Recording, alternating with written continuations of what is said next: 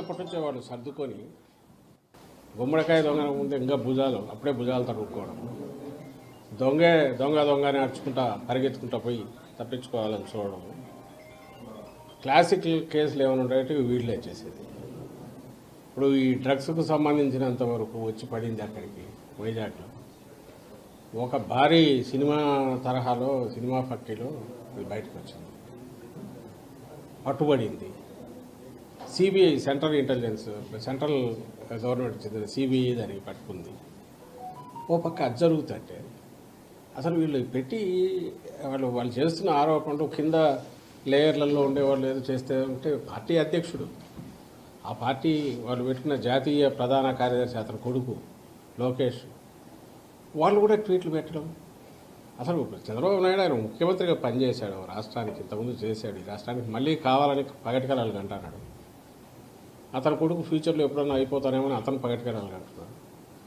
ఆ బుద్ధి అన్నా ఉండాలి, కొంత ఇంగితం ఉండాలి కదా. ఏం మాట్లాడుతున్నాము, ఏ స్థాయి వ్యక్తులము, మాట్లాడే ముందు మా స్థాయి కన్నా ఇది సరిపోతుందా, ఫ్యాక్ట్స్ ఏంటి, ఫ్యాక్ట్స్ లేదు మాట్లాడకూడదు అనే కనీస జ్ఞానం, కనీసం ఇంగితం అన్నా ఉండాలిగా. ఇప్పుడు దానికి రిప్లై మేము ఎక్స్ప్లెనేషన్ లాగా ఇచ్చుకోవాలి.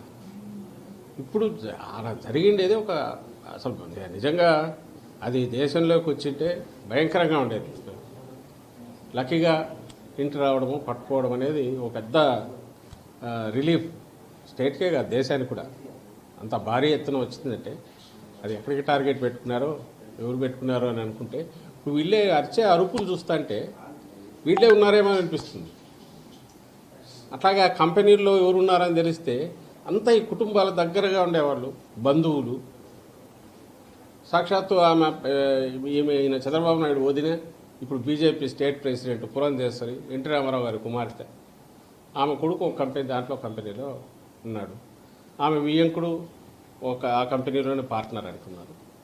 వాళ్ళు ప్రమోట్ చేసిన కంపెనీనే తర్వాత డివైడ్ అయింది, ఒక్కొక్కరు ఒక యాక్టివిటీ చూసుకుంటున్నారు.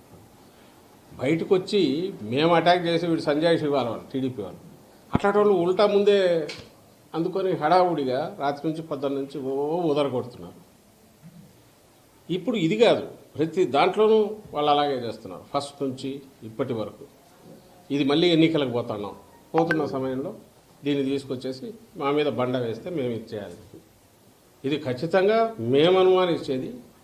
ఇది ఒక పెద్ద రిలీఫ్ దొరకడం అనేది. అదే గన ఊహించలేకపోతున్నాం. అది గన తప్పించుకొని బయటకు వచ్చింటే ఇది ఖచ్చితంగా టీడీపీకి సంబంధించిన నాయకుల రోల్ ఉందని గట్టిగా అనుమానిస్తున్నాం. మామూలుగా అయితే రిలీఫ్ ఫీల్ అయ్యేవాళ్ళం. అయితే వాళ్ళ ఉలికిపాటు చూస్తుంటే, వాళ్ళు దాన్ని తెచ్చి మా మీద వేయాలని చూస్తుంటే, ప్రభుత్వం మీద వేయాలని చూస్తుంటే, వైఎస్ఆర్ కాంగ్రెస్ పార్టీ మీద నింద వేయాలని చూస్తుంటే ఇప్పుడు అనిపిస్తుంది వీళ్ళు తప్పించుకోవడానికే మా మీద నింద వేస్తున్నారని.